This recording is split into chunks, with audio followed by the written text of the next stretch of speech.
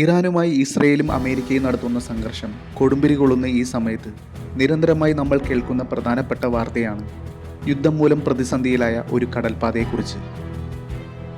പശ്ചിമേഷ്യയിലെ ചരക്കു നീക്കത്തിൽ പ്രധാന പങ്കുവഹിക്കുന്ന ഈ ജലപാതയിൽ ഒരു തടസ്സം നേരിട്ടാൽ അത് ലോക സാമ്പത്തിക തകർച്ചയ്ക്കും വരും കാലങ്ങളിൽ വലിയ പ്രതിസന്ധിക്കും കാരണമാകുമെന്ന് നിങ്ങൾക്കറിയാമോ? വളരെ ഇടുങ്ങിയതും എന്നാൽ ലോകത്തിലേക്കുള്ള എണ്ണ വ്യാപാരത്തിന്റെ ഒഴുക്കിനെ സാധിക്കുന്ന ഈ കടൽപ്പാതയുടെ പേരാണ് ഹോർമൂസ് കടലിടുക്ക് അഥവാ സ്ട്രൈറ്റ് ഓഫ് ഹോർമൂസ്. ഈ അടുത്ത കാലത്ത് വാർത്തകളിലും സോഷ്യൽ മീഡിയകളിലും നിറഞ്ഞു നിൽക്കുന്ന ഈ യുദ്ധം ഇത്രയധികം ഗുരുതരമാകാനുള്ള ഒരു പ്രധാനപ്പെട്ട കാര്യം തന്നെ ഹോർമൂസ് കടലിടുക്കുമായി ബന്ധപ്പെട്ടിട്ടുള്ളതാണ്. അതിനു മുമ്പായി എന്താണ് ഹോർമൂസ് കടലിടുക്കെന്നും ഈ കടൽപ്പാതയുടെ പ്രാധാന്യം എന്താണെന്നും നമുക്ക് ഈ വീഡിയോയിലൂടെ മനസ്സിലാക്കാം. ലോകത്തിലെ എണ്ണ വ്യാപാരത്തിന്റെ ഗതിയെ തന്നെ മാറ്റിമറിക്കാൻ കഴിയുന്ന വളരെ തന്ത്രപ്രധാനമായ ഒരു ജലപാതയാണ് ഹോർമൂസ് കടലിടുക്ക്. തെക്ക് കിഴക്കുള്ള പേർഷ്യൻ ഗൾഫിന്റെയും ഒമാൻ ഗൾഫിനും ഇടയിൽ വരുന്ന ഇടുങ്ങിയതും അത്യന്തം തന്ത്രപ്രധാനവുമായ ഒരു ജലപാതയാണ് ഹോർമൂസ്. വടക്കു ഭാഗത്ത് ഇറാനും തെക്കു ഭാഗത്ത് ഒമാൻ ഗൾഫും ഐക്യ Arab എമിറേറ്റ്സുമാണ്.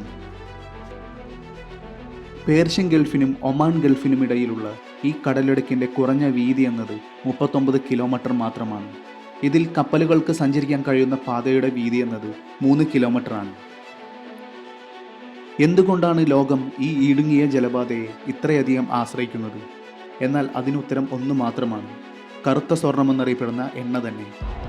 Saudi Arabia, Kuwait, Oman, UAE എന്നിവിടങ്ങളിൽ നിന്നുള്ള എണ്ണയും LNG മുതലായ പുറം ലോകത്തേക്ക് എത്തണമെങ്കിൽ കപ്പലുകൾക്ക് ഹോർമൂസ് കടലിടുക്ക് കടന്നേ തീരും.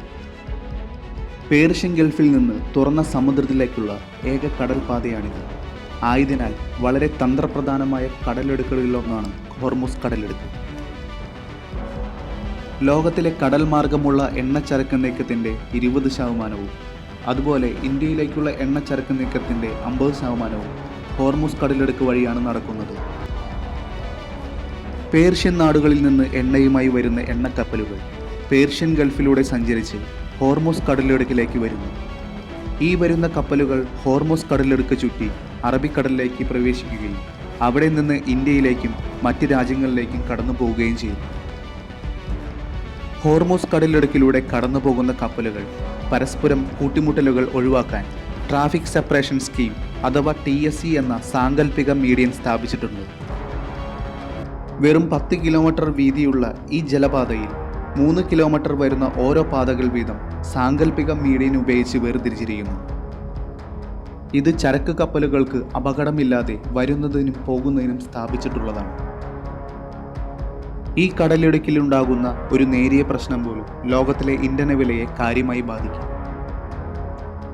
വലിയ തോതിൽ ഇന്ധനക്ഷാമം ഉണ്ടാവുകയും പെട്രോൾ, ഡീസൽ മുതലായ അസംസ്കൃത എണ്ണകൾക്ക് വിപണിയിൽ വില കുത്തനെ ഉയരുന്നതിനും കാരണമാകും. അതിനാൽ ഈ പാതയെ ആശ്രയിച്ച് വ്യാപാരം നടത്തുന്ന രാജ്യങ്ങൾ വളരെ തന്ത്രപ്രധാനമായ തീരുമാനങ്ങളിലൂടെയാണ് എണ്ണയുടെയും മറ്റും ലഭ്യത ഉറപ്പാക്കുന്നത്. ഇറാനും അമേരിക്കയും ഇസ്രയേലുമായി തുടർന്നുകൊണ്ടിരിക്കുന്ന ഈ യുദ്ധം മൂലം ഹോർമൂസ് കടലിടുക്ക് വഴിയുള്ള എണ്ണ വ്യാപാരം പൂർണ്ണമായി തടസ്സപ്പെട്ടിരിക്കുകയാണ്. ഇറാൻ ഈ ഭാഗത്ത് സ്ഥാപിച്ചിരിക്കുന്ന മൈനുകളും ഡ്രോൺ മിസൈൽ ആക്രമണങ്ങളും എണ്ണ ടാങ്കറുകൾക്ക് കടന്നുപോകാൻ വളരെയധികം ഭീഷണി ഉയർത്തുന്നു. മാത്രമല്ല, ഇറാൻ ഗൾഫ് രാജ്യങ്ങളിൽ നടത്തുന്ന ആക്രമണവും എണ്ണയുടെ പ്രതിസന്ധി രൂക്ഷമാക്കുന്നു. ലോക സമ്പദ് വ്യവസ്ഥയ്ക്ക് ആവശ്യമായ നല്ലൊരു ഭാഗം എണ്ണയുടെ നീക്കവും ഈ കടലിടുക്കിനെ ആശ്രയിച്ചാണ് നടക്കുന്നത്. അതിനാൽ ഈ പാതയ്ക്ക് ലോകത്തിന്റെ എണ്ണയുടെ ചോക്ക് പോയിന്റ് എന്ന വിളിപ്പേരുണ്ട്. ഹോർമൂസ് കടലിടുക്കിലെ ഈ തടസ്സം ഗൾഫ് നാടുകളിൽ നിന്ന് എണ്ണയെയും ഗ്യാസിനെയും ആശ്രയിച്ച് നിലനിൽക്കുന്ന യൂറോപ്യൻ രാജ്യങ്ങൾക്കും ഇന്ത്യ, ചൈന, ജപ്പാൻ മുതലായ വൻകിട രാഷ്ട്രങ്ങൾക്കും വലിയ ഭീഷണി ഉയർത്തുന്നു. നാളെ ഈ പാതയുടെ തടസ്സം ഒഴിവായില്ലെങ്കിൽ ഒട്ടേറെ രാജ്യങ്ങളുടെ സാമ്പത്തിക ഭദ്രതയെയും ലോകത്തിൽ ഒരു സാമ്പത്തിക മാന്ദ്യം വരെ ഉണ്ടായെന്നും വരാം. ഹോർമൂസ് കടലിടുക്കിലെ പ്രതിസന്ധി നമ്മുടെ രാജ്യത്തെയും പരിപൂർണമായി ബാധിക്കുമെന്നുറപ്പാണ്.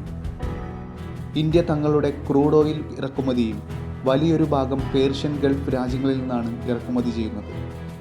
എന്നാൽ ഹോർമൂസ് കടലിടുക്കിലെ തടസ്സം ഇന്ത്യൻ എക്കോണമിയെ സാരമായി ബാധിക്കും.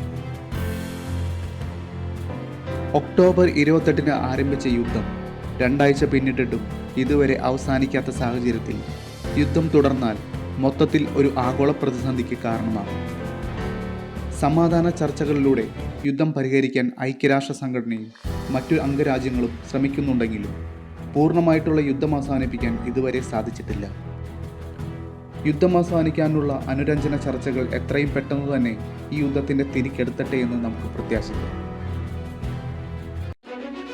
ഹോർമൂസ് കടലെടുക്കുമായി ബന്ധപ്പെട്ട ഈ വീഡിയോ നിങ്ങൾക്ക് ഇഷ്ടമായെങ്കിൽ ലൈക്ക് ചെയ്യുക. തുടർന്നുള്ള വീഡിയോകൾ ലഭിക്കുന്നതിനായി ഈ ചാനൽ ഇപ്പോൾ തന്നെ സബ്സ്ക്രൈബ് ചെയ്യാൻ മറക്കരുത്. മറ്റൊരു വീഡിയോയുമായി വീണ്ടും കാണാം.